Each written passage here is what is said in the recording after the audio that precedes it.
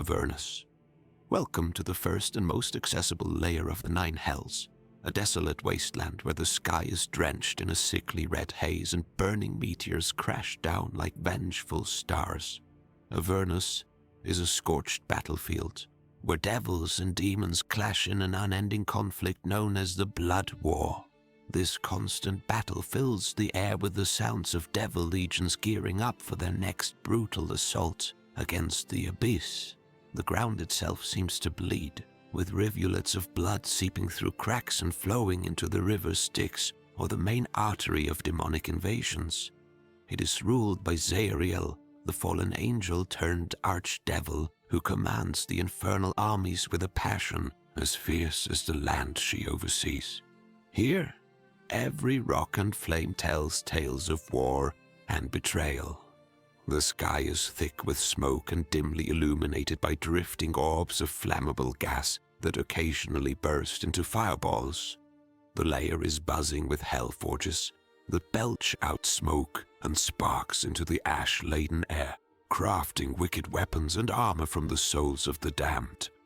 Soul coins, made from the essence of mortals, serve as both currency and fuel, powering infernal war machines that rumble across the wasteland. Avernus connects to countless realms, Acheron, Gehenna, and beyond, through planar portals, but it also stands as a formidable gatekeeper. It is the uppermost layer of the Nine Hells, the first point of entry for astral travelers and those daring or doomed enough to descend. To delve deeper, one must confront the harsh expanse of Avernus and break through the iron barriers that lead to the next layer of hell. Step beyond the desolate wasteland of Avernus, and you'll find yourself in this, the suffocating core of paranoia and control that characterizes the second layer of the Nine Hells. The air crackles with green lightning beneath a sky that's always in turmoil, casting a sickly glow over an endless expanse of black, stagnant rivers and scorched, iron-laden ground. At the heart of it all stands the iron city of Dis, a fortress so immense it stretches for miles, its spires reaching high into the toxic sky. Every wall and cobblestone radiates a dull, searing red from the smoldering iron, burning flesh at the slightest touch. The city's winding streets twist endlessly. This Baator, the elusive archdevil known as the Iron Duke, rules over Dis. From his towering citadel, an impossibly tall iron tower at the city's core, he keeps a watchful eye on every street, spinning webs of intrigue that are too complex for most to comprehend. His paranoia is legendary, and every alley, balcony, and corridor is filled with spies and informants, ready to report even the faintest hint of dissent. Beneath the city, endless prison vaults echo with the cries of traitors, captured souls, and enemies of the Iron Duke. Chains rattle in the darkness as tortured wails rise up. Minauros. This layer of hell is a putrid swamp where the very ground seems to suffocate under its own decay.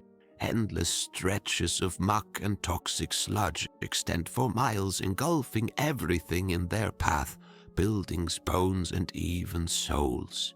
Acid rain perpetually drizzles from a stormy grey-black sky, erasing hope and turning each step into a struggle against the gooey mire below. At the center of it all lies Mammon, the greedy archdevil with a serpent-like body that shines like tarnished gold. From his sunken palace filled with half-flooded halls, Mammon plots with a fixation that festers deeper than the swamp itself. His insatiable greed is legendary. Every contract and every whispered promise is a snare designed to trap the desperate and the unwary.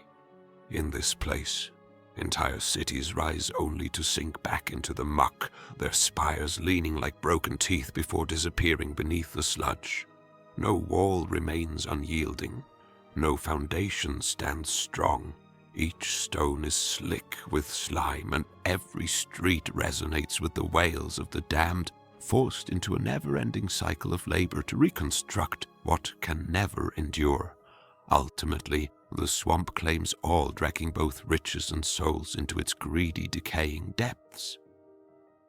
Phlegethos.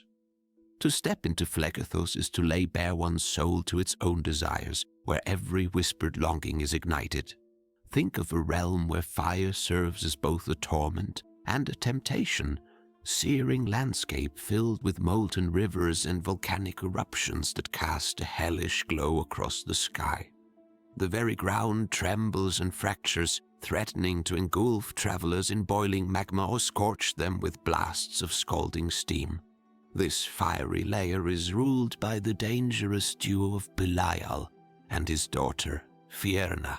Belial is a cunning manipulator, weaving schemes in the shadows, while Fierna radiates irresistible charm and fiery allure.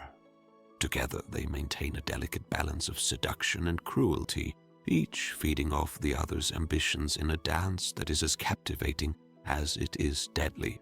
Phlegethos is a playground for hedonistic indulgence. Succubi and incubi glide through the shimmering haze like living embers, luring mortals into pleasure cults that worship desire above all else.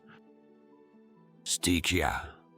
This layer of hell is a chilling wasteland of black ice and relentless storms, a bleak sea where waves crash like towering glaciers and shards of dark frost grind against one another like the teeth of a famished beast.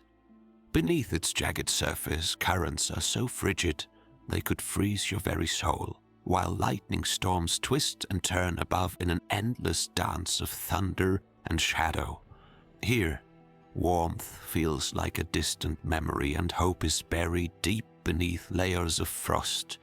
At the center of this icy abyss is Levistus, the archdevil who rules Stygia.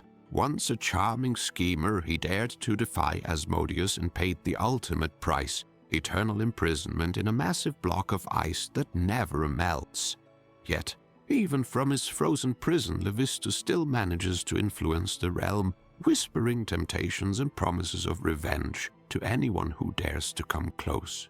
Betrayal and treachery are the lifeblood of Stygia. No pact is sacred, and no alliance is safe.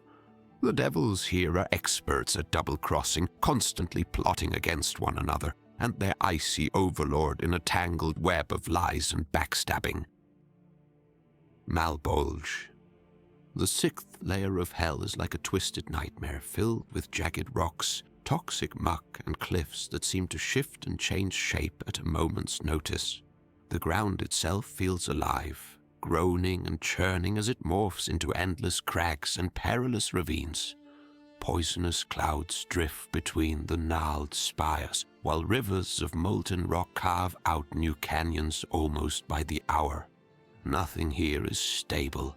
Everything mutates, crumbles, and reforms as if the very land is trying to rid itself of its own dark past. Once under the rule of Glacia, the clever daughter of Asmodeus, Malbolge is a realm characterized by cunning and vice.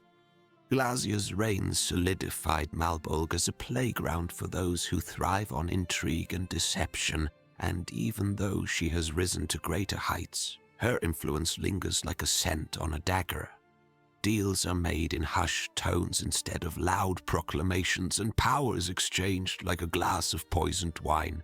In this place, social maneuvering is the most lethal weapon, and secrets hold more value than soul coins. The ever-changing landscape makes Malbolge an ideal hideout for conspirators and traitors. There are always new crevices to conceal a scheme or bury a rival. To enter Malbolge is to lose yourself in a maze of betrayal and ambition. Maladomini. This is a wasteland of dust-choked air, crumbling monuments, and endless half-finished cities. Once proud towers lean at impossible angles, and skeletal scaffolding claws at the sky as devils labor to rebuild what inevitably collapses. The ground is littered with rubble and discarded ambitions, a testament to the endless cycle of decay and reconstruction that defines this realm.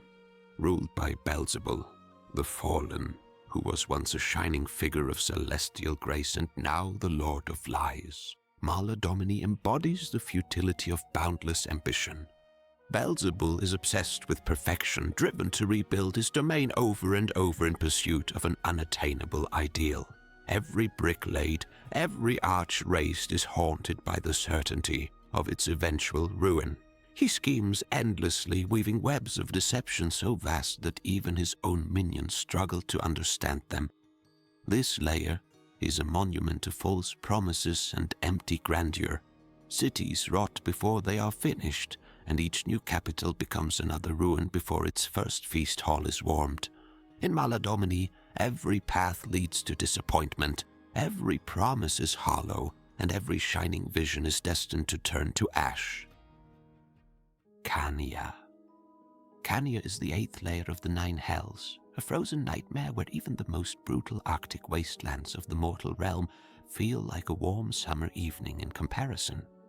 Here, temperatures plummet to a bone-chilling -51 degrees Celsius, and the icy winds scream like tormented souls across endless expanses of black ice and towering glaciers. Each breath feels like it could freeze your lungs solid, and the snow is more like sharp blades. At the helm of this merciless domain is Mephistopheles, the archdevil archmage whose cunning is as cold as the environment he rules. From his citadel, Mephistar, perched atop the massive Nargas glacier, he concocts forbidden arcane experiments. His ambitions stretch far beyond Cania, with every scheme wrapped in frostbitten secrecy and devastating intellect. Cania is also the realm of ice devils, who glide like pale phantoms across the desolate landscape, hunting intruders and enforcing Mephistopheles' iron grip. Their presence makes survival here not just challenging, it's nearly impossible. This layer serves as the ultimate crucible for traitors and enemies of the hells, a place where even devils tread carefully. Nessus.